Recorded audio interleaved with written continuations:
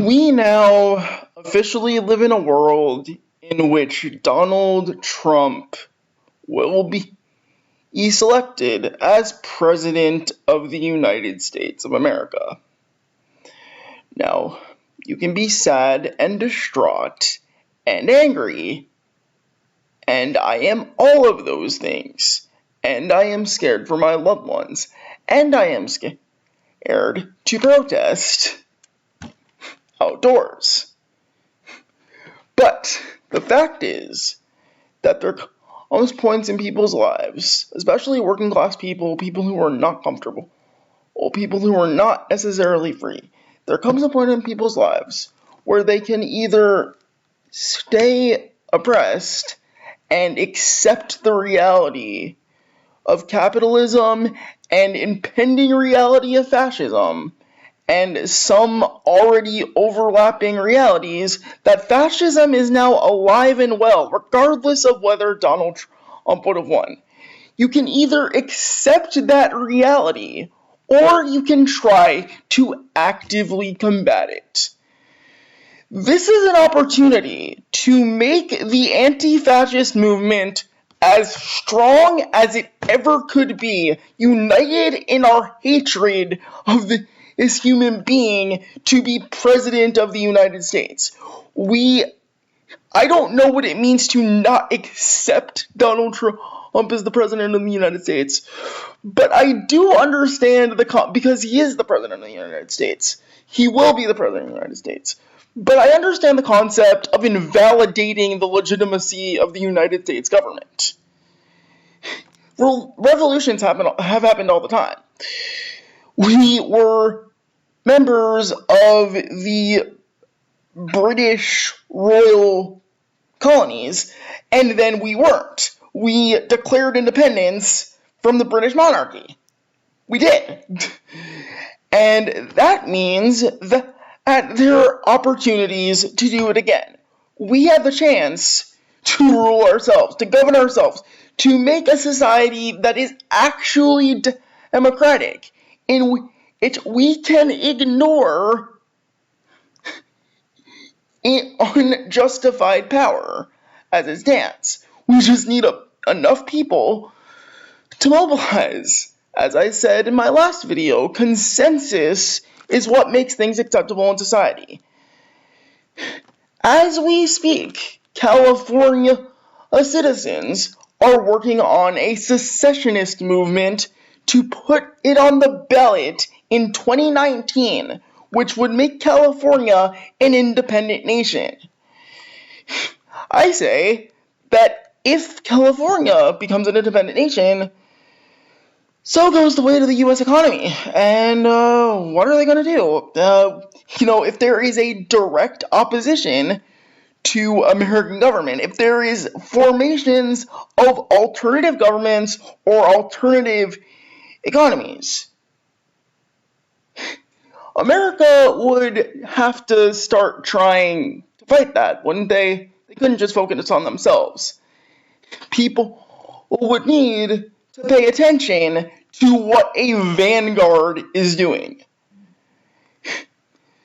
And as of now, it's pretty evident that politicians whose process allowed this to happen, allowed for fascism to build, allowed Donald Trump to promote his racist, sexist, xenophobic agenda and ramp up fascism, regardless of whether he was telling the truth or not, is irrelevant. Fascism is awake now. It's alive and well. And we can do one of two things. We can either whine about it, we could either complain about how bad President Trump will be, or we can take direct action to combat some of his agenda and ignore the parts that are clearly in violation of human rights. We just need enough people so that we cannot be ignored. I am in no shape to actually be a lone rebel with a bunch of causes, but I will be if a bunch of people join me. If millions of people are united in forming alternative movements of direct action in contrast to the actions of the United States government, which will continue to be criminal and in violation of human rights, then we have a shot at combating a Donald Trump presidency, regardless of whether it's legitimate. Democrats will not do anything, and they've made truces to work with Donald Trump for the sake of the peaceful transformation of power and for the continuance of the American Republic.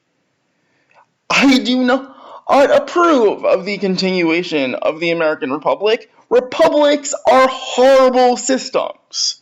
So with that in mind, I want you to take a look at what Malcolm X said about a possible Goldwater presidency and what it would force the black community to do. We're on our own now. Radicals are on our own now. I'm white, but I'm also Jewish, so I could be a target. I'm also disabled, so I could be a target, especially if I protest. My rights could easily be violated. I cannot run away from people. I cannot defend myself if people start harassing me as easily. So I have a lot of privilege in a lot of ways. I'm male, that's a privilege of mine too. But I want you to take a look at what Malcolm X said and try to apply this to the entire proletariat. Because honestly, people of specific marginalized communities should lead their fights. We are all on the same side. Feminists, socialists, black radicals, queer radicals, we are all on the same side here. So let's take a look at what Malcolm X said and try to make that into a reality. And do not give up hope. The working class will be able to win this. Take a look. Well, if Goldwater ever becomes president, one thing his presence in the White House will do, it will make black people in America have to face up to facts, probably for the first time in many, many years. And this in itself is good, in that Goldwater is a man who's not capable of hiding his racist tendencies, and at the same time, he's not capable of even pretending to Negroes that he's their friend.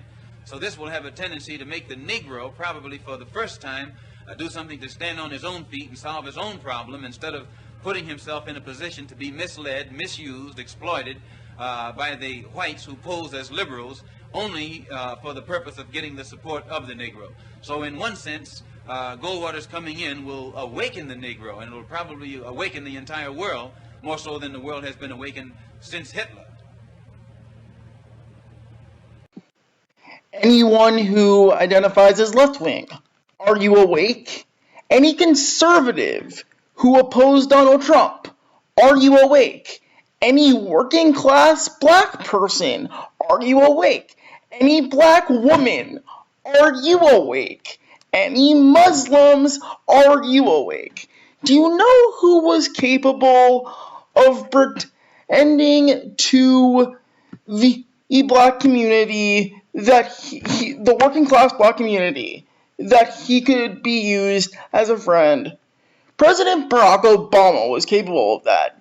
He was a capitalist who was brought into power to be at the top of a white club, and he cooperated. He allowed the presence of white power to continue, and I don't know if it got worse, but it certainly got more attention. And obviously, the election of Donald Trump proves that racism is not nearly over. But now, the world is awake to find a clearly horrible person to be elected president. So, what do? We find a way to revolt against established powers. If a depression happens within the next few years, what we do is not beg for a job on the capitalist market, because in all honesty, capitalism needs the workers in order to sustain itself. If we refuse to work for capitalists, they will have to work for themselves. If we work for ourselves, they'll be left with none of the money that we generate for them.